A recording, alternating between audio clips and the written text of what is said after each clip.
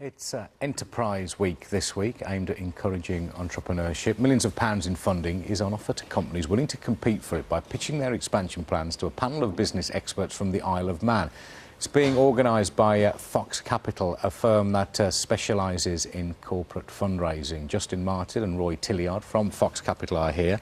Roy, so what's the idea then? Yeah, the idea here is to promote economic growth and employment on the Isle of Man. We have a strong finance sector, we have a strong e-commerce sector, but we need to bring different types of businesses to the island, particularly in terms of employment creation. Right. So, Justin, what kind of companies have applied for the chance to go in for this funding? We've had about 90 companies actually go through the application process. 25 entries have come on in, and from that we're going to shortlist that down to about 10 that will actually come along on the day. And what kind of sums are you... So, as I understand it, you agree to kind of take them on and give them the chance, with some of the contacts you have, to raise money. That's basically the... Basically, that's it. And what kind of sums are available, are they looking to raise? In the majority of cases, we're looking really at companies looking to raise between £1.5 to £3 million. Right. There's a number below that and a number above that. But that's... OK. So, broadly speaking, how will that work? Whoever's coming up with that kind of funding will take a stake, will buy a share in the companies they're investing in? They'll buy a share in the company in which they're investing in, yeah. OK, so you've got... There's 4 on the shortlist so far. So far. Go on, so tell us about them. What do they have in common? They're quite different businesses. One is a business called Special Little People, which is an aromatherapy range for children. So what appealed to you about that? It's an area where aromatherapy is a very sort of important thing today. Yeah. It's very catches on. With the public, it's a known thing. Okay. My own business is a skincare business, where that's a very popular range. We like the idea that it will catch on with mothers and so on. Okay. It will bring manufacturing to the island as well. Okay. So the deal is they manufacture it on the Isle of Man as well. Who else, Justin? The next one is Debit Direct. It's a company that's actually homegrown on the Isle of Man, and they're a web portal for international remittance payments, targeting the transnational worker. Right. So are they making money at the moment, or is that in terms of the potential you can see? They've already put through £3 million+ through their system in about the last 18 months. Right.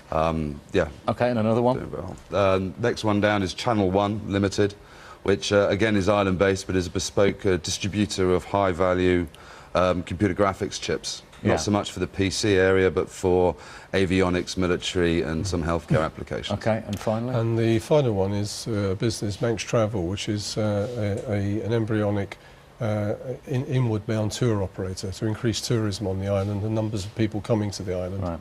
Yeah. So you know about how to raise money for businesses. You'll put that knowledge into good use now. What is the secret of it? What do these people who've got £1 million or more, incredibly, to buy a share in your company, what are they after? What are they looking for? They're looking for high returns on risk capital.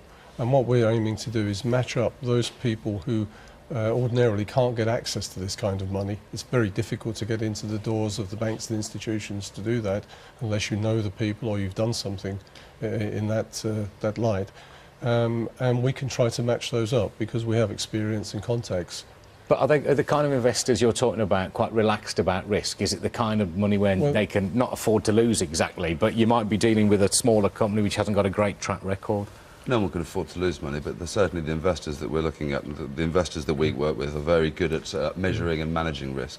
So they are prepared to take on the more risky asset, if you like. And the more risky. But also we're looking here not particularly at startups, but at developing businesses, to actually bring businesses on to increase their economic activity. So what about the Isle of Man then? You're obviously a fan of the place. What is it that ought to commend it to businesses working there? The Isle of Man is firstly a very beautiful island. It's a very easy place to do business. It's very easy contacts into government. We have a new zero corporation tax rate for companies. And we also have a new personal tax capping system. So for entrepreneurs, this is very attractive. No capital taxes, limited amount of tax that you pay. What barriers to entry are there at the moment then? Can anybody go and set up there, or are there many boxes to tick? There are no boxes to tick to move over to the Isle of Man if you want to work on the Isle of Man. However, we do operate a system of work permits, so people coming over would have to apply for a work permit. Right. That being said, if you are self-employed and you're bringing your own company over to the Isle of Man, that generally is an easier process to go through. Okay. So it's got everything the Channel Islands have got apart from the weather. We've got a lot more space, a lot more land, a lot more freedom. I think firstly I'd say the Isle of Man has a very mild climate. It's not dissimilar from the Channel Islands. In fact, it has less rainfall than the Channel Islands. Okay, well, let us know how your competition goes.